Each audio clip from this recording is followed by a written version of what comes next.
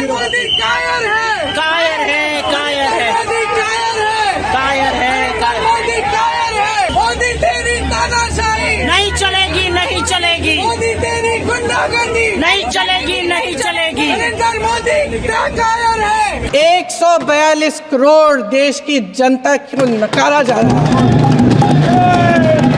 सारे बिजनेस, सारे संसाधन, सारी दौलत, सारे मौके एक ही व्यक्ति को सौंपे जा रहे हैं। सारे बंदरगाह, एयरपोर्ट्स, सड़कें, रेलवे का काम, कारखाने, खदाने, सरकारी कंपनियां सिर्फ एक व्यक्ति को दी जा रही है। जनता के मन में हमेशा ये विश्वास होता था कि अगर कुछ नहीं है तो संविधान हमारी सुरक्षा करेगा, मगर आज आम लोगों के बीच ये धारणा बनती चली जा रही है कि सरकार सिर्फ मुनाफे के लिए चल रही है। देश में बहुत तेजी से गैर बराबरी बढ़ रही है। जो गरीब है वो और गरीब हो रहा है, जो अमीर है वो और अमीर हो रहा है। इस सरकार ने आर्थिक न्याय की भी सुरक्षा कवच तोड़ दिया है। राजनीतिक न्याय की जब बात होती है, मेरे सत्ता पक्ष के साथी आज खड़े हुए और तमाम गिनती करने लग गए कि ऐसा हुआ वैसा हुआ, 1975 में जो हुआ, तो सीख लीजिए ना, आप भी सीख लीजिए। आप भी अपनी गलतियों के लिए माफी मांग लीजिए। आप भी बैलेट पे चुनाव कर लीजिए, आप भी बैलेट पे चुनाव कर लीजिए। दूध का दूध, पानी का पानी हो जाएगा। आप राजनीतिक न्याय की बात करते हैं, सरकारों को पैसों के बल पर गिरा देते हैं।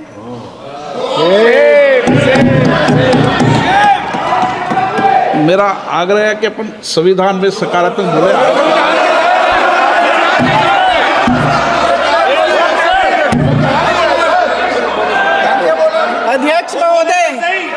अध्यक्ष महोदय, सत्ता पक्ष के हमारे साथी ने एक उदाहरण दिया उत्तर प्रदेश की सरकार का, तो मैं भी एक उदाहरण दे देती हूँ महाराष्ट्र की सरकार का। मैं भी एक उदाहरण दे देती हूँ हिमाचल की सरकार को तोड़ने की कोशिश किसने की, पैसों के बल पे की, गोवा की सरकार। तमाम उदाहरण है। राजस्थान की। क्या ये सरकारें जनता ने नहीं चुनी थी? क्या संविधान इन पर लागू नहीं था? पूरी देश की जनता जानती है कि इनका, हंसती है, जानती है कि इनके यहाँ तो वॉशिंग मशीन है।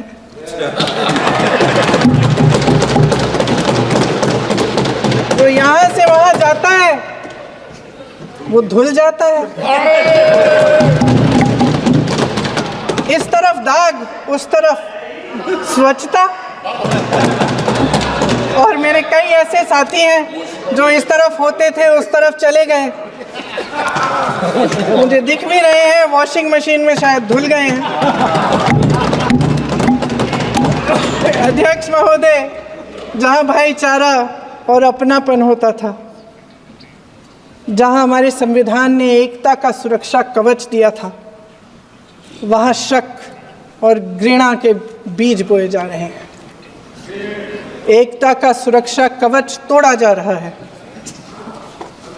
प्रधानमंत्री जी यहाँ सदन में संविधान की किताब को यूं माथे से लगाते हैं, लेकिन संभल में, हाथरस में, मणिपुर में जब न्याय की गुहार आती है, उठती है, तो उनके माथे पे शिकन तक नहीं आता।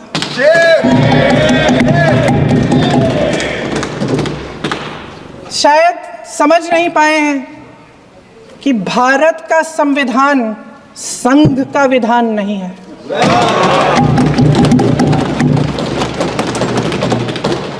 भारत के संविधान ने हमें एकता दी, हमें आपसी प्रेम दिया। उस मोहब्बत की दुकान जिस पर आपको हंसी आती है, उसके साथ करोड़ों देशवासी चले। करोड़ों देशवासियों के दिल में एक दूसरे के लिए प्रेम है, घृणा नहीं है।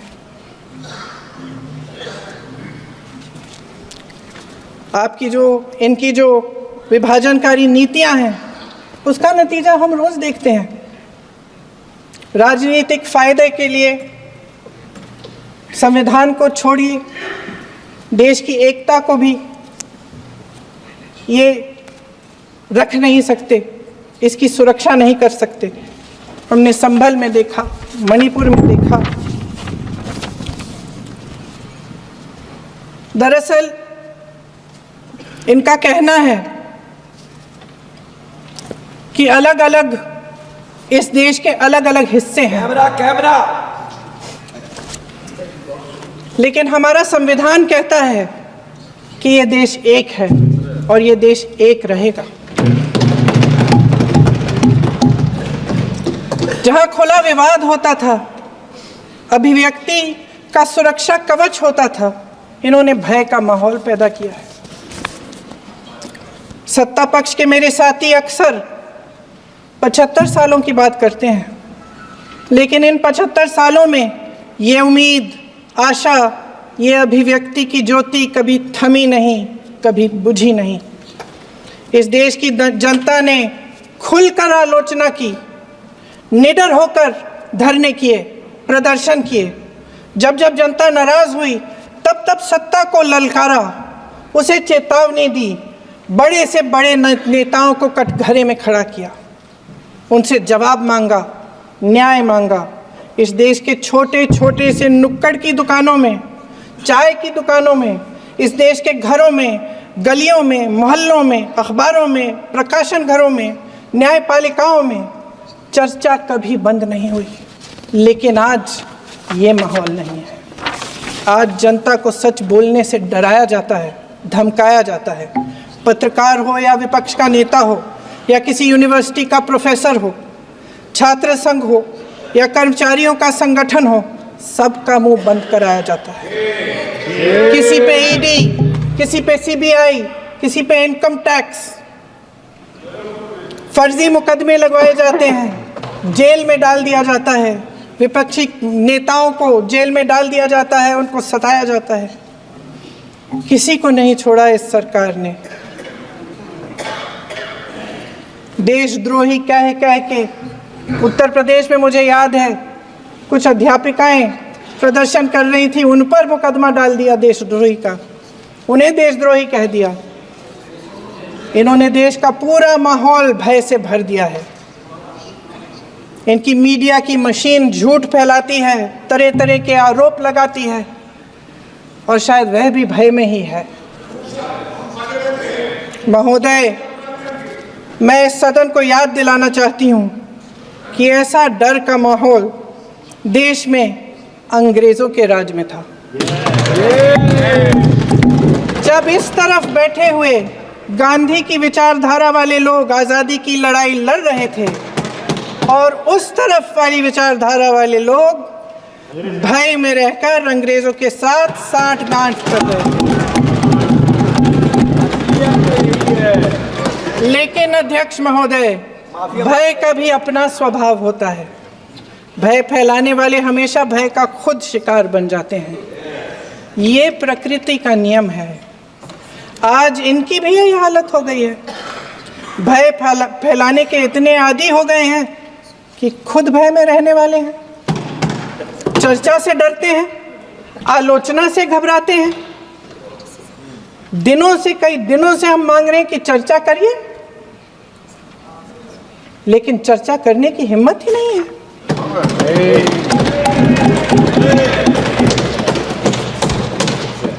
एक कहानी होती थी अध्यक्ष महोदय, शायद बचपन में आपने भी सुनी होगी।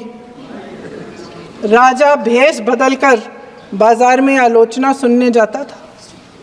ये सुनने जाता था कि प्रजा मेरे बारे में क्या कह रही है, मैं सही रास्ते पे चल रहा हूँ कि नहीं। लेकिन आज का राजा, भेष तो बदलते हैं आज के राजा, शौक तो है उनको भेष बदलने का, लेकिन न जनता के बीच जाने की हिम्मत है और ना आलोचना सुनने की। महोदय, मैं तो सदन में नहीं हूँ।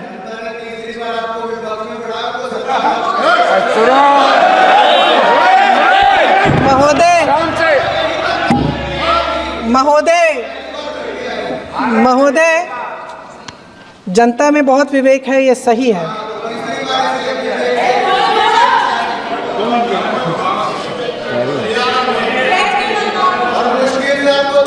अच्छा महोदय, मैं सदन में नहीं हूँ,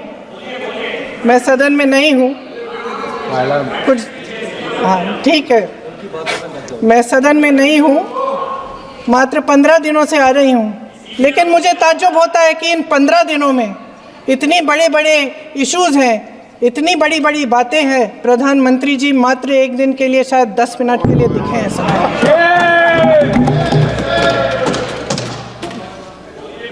बात यह है अध्यक्ष महोदय जी कि ये देश भय से नहीं, साहस और संघर्ष से बना है। इसको बनाने वाले देश के किसान, जवान, देश के करोड़ों मजदूर और गरीब जनता है। संविधान इनको साहस देता है। मेहनती मिडिल क्लास है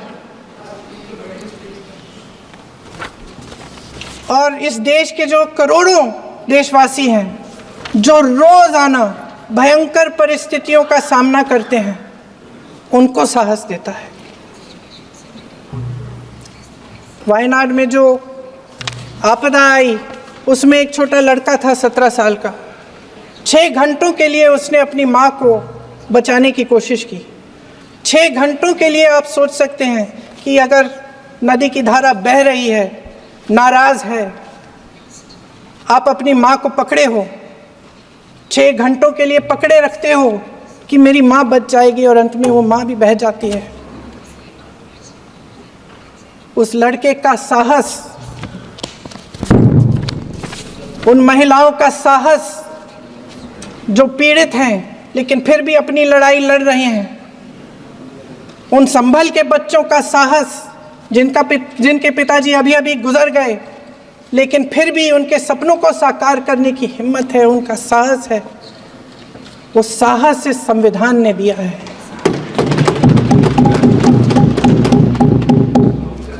वो आत्मविश्वास से संविधान ने दिया है। ये देश भय से नहीं चल सकता, ये देश साहस से ही चलेगा। भय की भी सीमा होती है, और जब वो सीमा पार हो जाती है, जब किसी को इतना दबाया जाता है कि उसको लगने लगता है कि अब मेरे पास खोने के लिए कुछ नहीं है, तब उसमें एक ऐसी शक्ति पैदा होती है जिसके सामने कोई कायर खड़ा नहीं हो सकता। ये देश कायरों के हाथों में ज़्यादा देर तक कभी नहीं रहा है। ये देश उठेगा, ये देश लड़ेगा, सत्य मांगेगा, सत्यमेव जयते। जय हिंद।